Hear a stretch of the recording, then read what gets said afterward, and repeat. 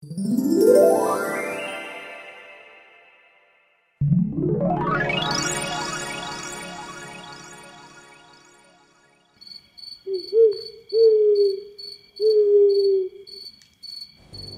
অজান্তে কখন যে তোমাকে মনটা দিয়ে বসে আছি তা জানতেও পারলাম না। আর যখন জানলাম ততদিনে সবকিছু শেষ হয়ে গেল। আমার যে সব শেষ। আমি তোমাকে কিছুতেই ভুলতে পারছি না সূর্য। কি বললো কলমিলতা? কলমিলতার মনের বলা সূর্য? কলমিলতা সূর্যকে ভালোবাসে? তার মানে এই আমাকে, তাই তো? আমি সত্যি শুনছি তো? হ্যাঁ, আমিও তো ঠিক এমনটাই অনুভব করছিলাম। আর এজন্যই তো মনটা আমার এমন অস্থির হয়েছিল। আমি এখন বুঝতে পারছি এই অনুভূতির নামই হলো ভালোবাসা। হ্যাঁ কলমিলতা, তোমার সূর্য যে তোমাকে ভালোবাসে, আর অনেক বেশি যে। তবে তা বুঝতে যে অনেক দেরি করে ফেললাম, তাই তোমাকে আজ এমন করে চোখের জল ফেলতে হচ্ছে। তবে না, আর না, আমি এক্ষুনি কলমিলতাকে সব বলে দেব। কলমিলতা, কেড়ে দিল আমাকে। এ কি সূর্য, তুমি এখানে কি করছো সূর্য?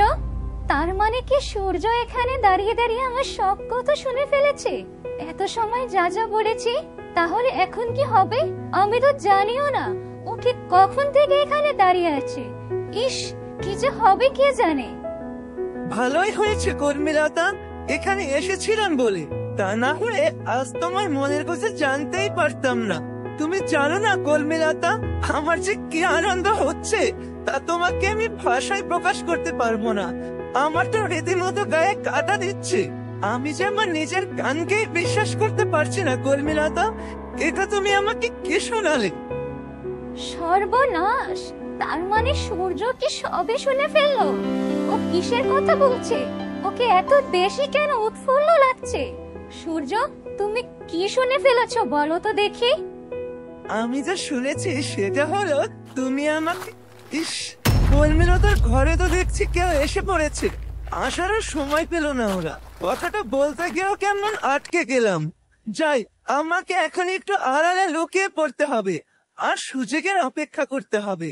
কলমিলতাকে আর যেভাবেই হোক আমার মনের কথা ওকে বলেই ছাড়বো, তাতে যা হয় হোক। এদিকে কলমিলতার ঘরে ওর সৎমা ও কবিতা এসে হাজির হয়, আর সূর্য জানালার পাশে লুকিয়ে পড়ে।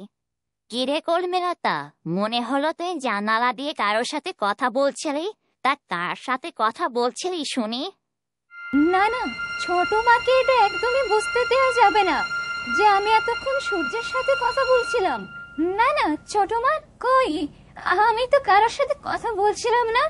আসলে আজকে আকাশের চাঁদটা ভীষণ সুন্দর দেখাচ্ছে, জ্যোৎস্না রাত তো, তাই বসে বসে সেটাই দেখছিলাম আর কি।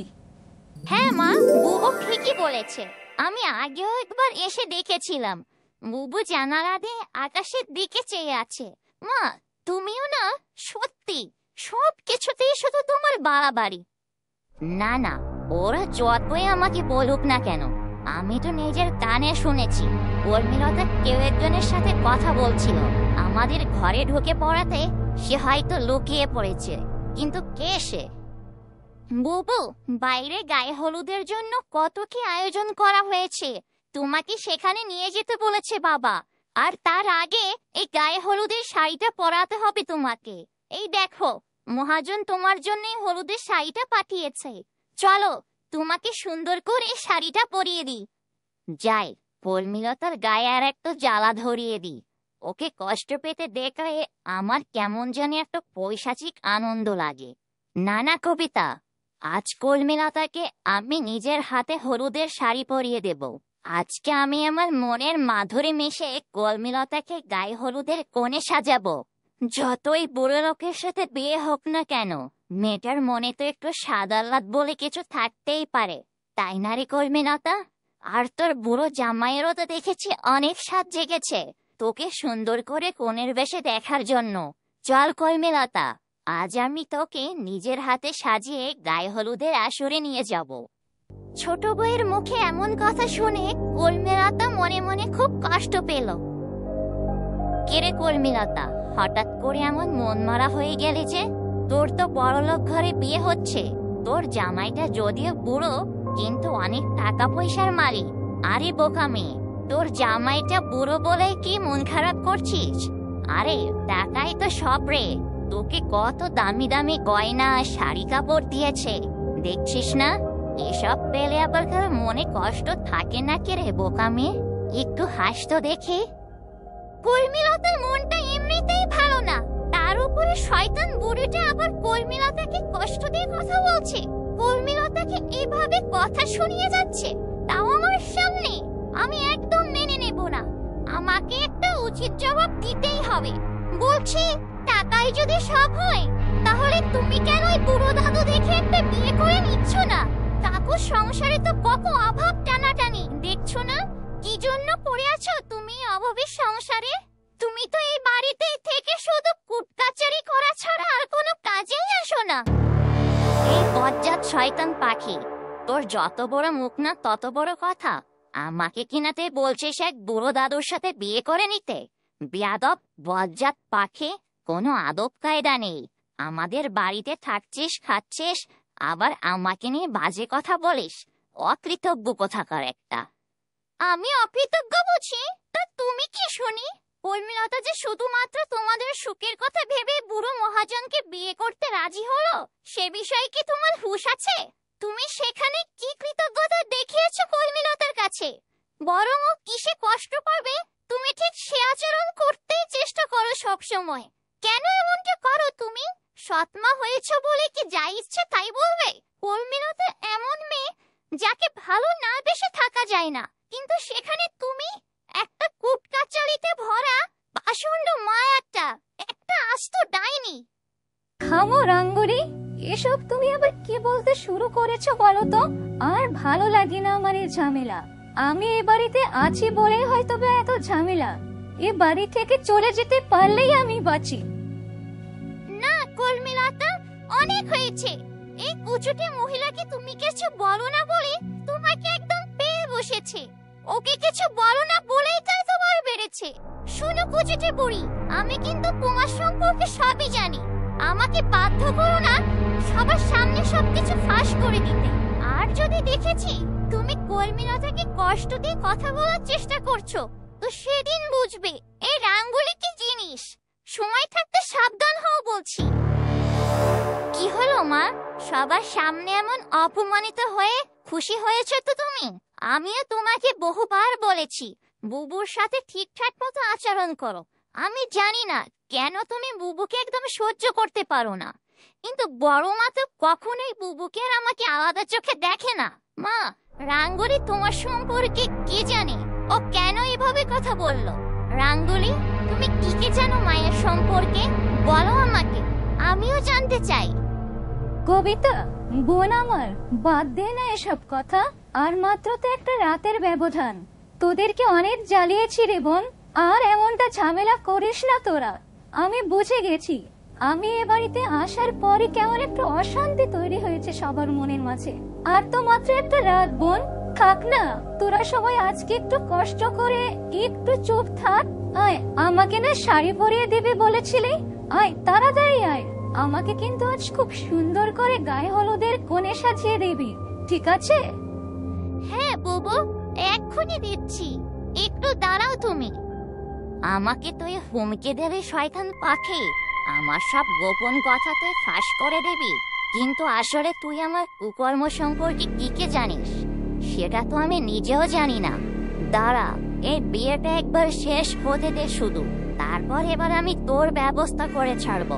তোকে বিষ দিয়ে আমি মেরে ফেলবো চিরতরে। আমার কুকর্ম ফাঁস করে দিবি, তাই না?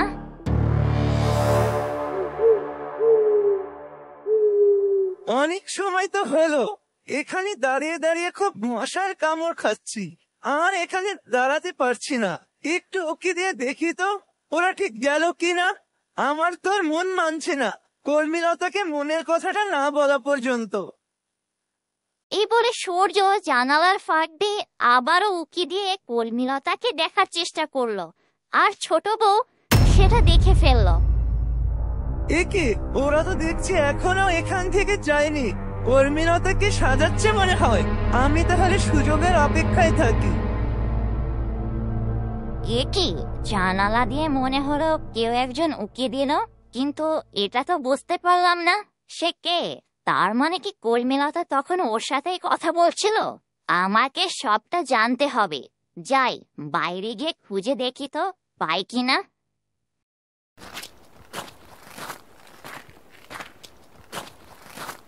এ কি, শয়তান বুড়িটা হঠাৎ করে চলে গেল কেন কিছু না বলে? সে না বলেছিল কর্মীলতাকে সাজাবে, নাকি আবার নতুন কোনো মতলব পাকাবে? সেটাই হবে হয়তো।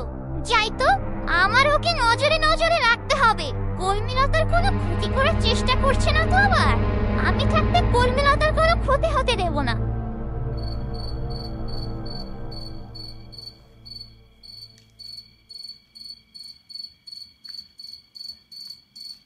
কই, এই কুমড়ো গাছের জানালার পাশেই তো ছিল লোকটা। এখানে তো দেখছি না এখন। যাই, ওই দক্ষিণ পাশটাইটা একটু দেখে আসি। এদিকে ছোট বউ যেদিকে যায়, রাঙ্গলিও তার পিছু পিছু সেদিকেই যেতে থাকে। এ কি, সূর্য না এটা? কিন্তু ও এই আম গাছটার পাশে ঝোপের কোণে এমন লুকিয়ে আছে কেন? ব্যাপারটা তো বেশ সন্দেহজনক। ও আচ্ছা, বুঝেছি। তাহলে এত সময় সূর্যই কর্মীলতার জানালার পাশে লুকিয়েছিল। ও লুকিয়ে লুকিয়ে কর্মীলতার সাথে দেখা করতে এসেছে। আর কর্মীলতাও তো দেখছি কম শয়তান নয়, ডুবে ডুবে পানি খাওয়া হচ্ছে, তাই না? আমাকে বলে কিনা আকাশের চাঁদ দেখছে। শয়তান মেয়ে, তুই আকাশের চাঁদ দেখছিলি নাকি সূর্য দেখছিলি তা তো এবার টের পেলাম আমি। তার মানে কি ওরা দুজন পালিয়ে যাওয়ার ধান্দা করছে? না না না না, আমি থাকতে এসব হতে দেব না। মহাজনের সাথে কর্মীলতার বিয়ে হতেই হবে, আর আমার অনেক টাকা হাতাতে হবে। যাই, সূর্যকে একটু ডাক দে। এ কি, সূর্য নাকি? হায় হায়, সর্বনাশ! কর্মীলতার সৎ মা দেখে আমাকে দেখে ফেলেছে। কি এক লজ্জাজনক বিষয়! আমাকে কিছু জিজ্ঞাসা করলে এখন কি উত্তর দেব আমি? বিনা দাওয়াতে আমি এখানে এসেছি, কিভাবে যে কি বলবো কিছুই মাথায় আসছে না। সবাই জানলে কি একটা ব্যাপার হবে। ছি ছি ছি ছি ছি, কর্মীলতা তো এটা জানলে আরো বেশি রেগে যাবে আমার উপরে। তারপর কি হবে? কি ব্যাপার সূর্য, কোনো কথা বলছো না যে? মনে হলো আমাকে দেখে একদম আকাশ থেকে পড়লে। তাই অন্ধকারে আমাদের এই আম গাছের ঝোপের আড়ালে এমন লুকিয়ে আছো কেন? কি হয়েছে বলো তো আমাকে।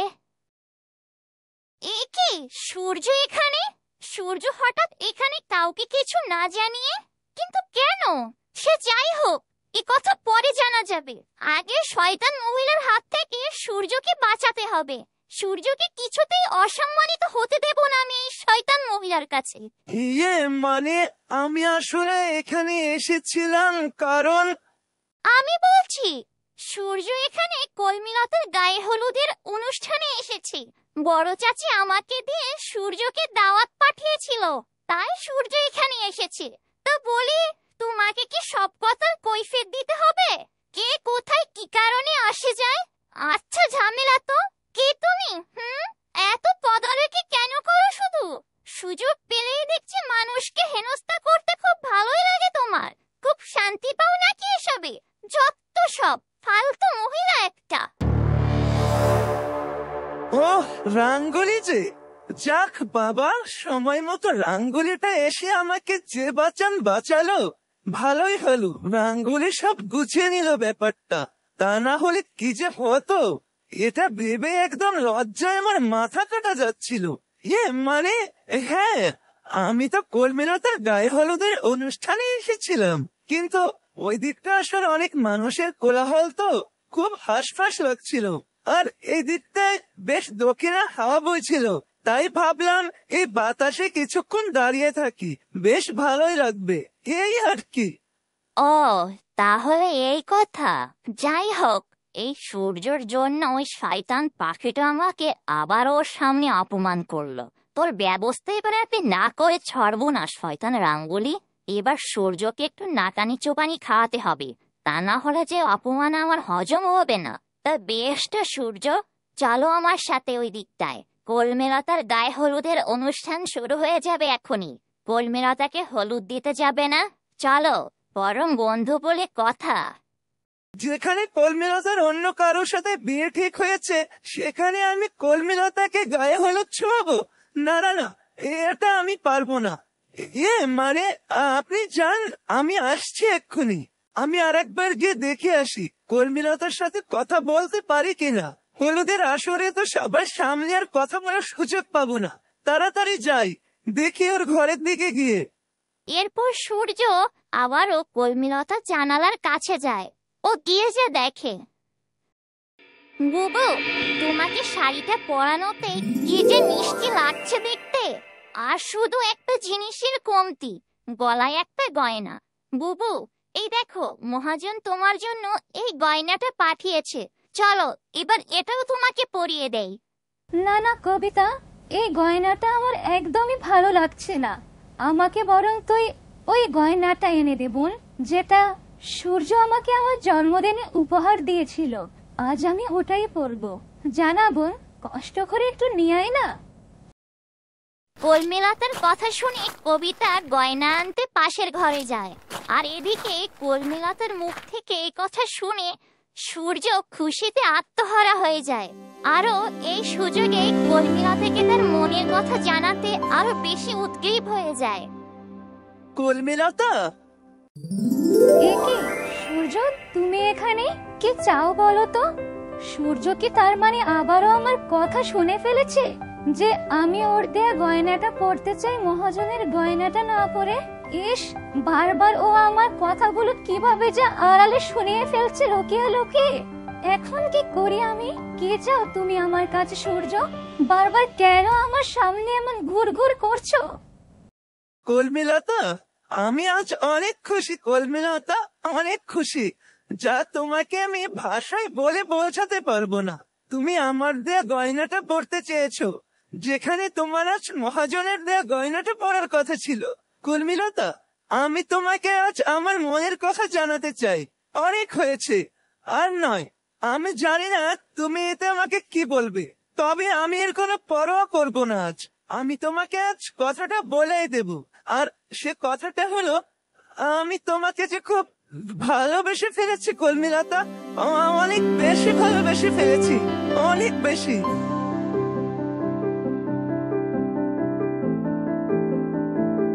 বন্ধুরা, সূর্যের মনের কথা জেনে কলমিলতার প্রতিক্রিয়া কি হতে পারে? কলমিলতা কি সূর্যের ভালোবাসা গ্রহণ করবে, নাকি সে মহাজনকে বিয়ে করতে অটল থাকবে? কি হতে চলেছে আগামী পর্বে তা দেখতে হলে চোখ রাখো গল্পঝুলিতে। আর ভিডিওটি যদি তোমাদের ভালো লেগে থাকে তাহলে বেশি বেশি লাইক, কমেন্ট ও সাবস্ক্রাইব করে গল্পঝুলির সাথেই থাকো।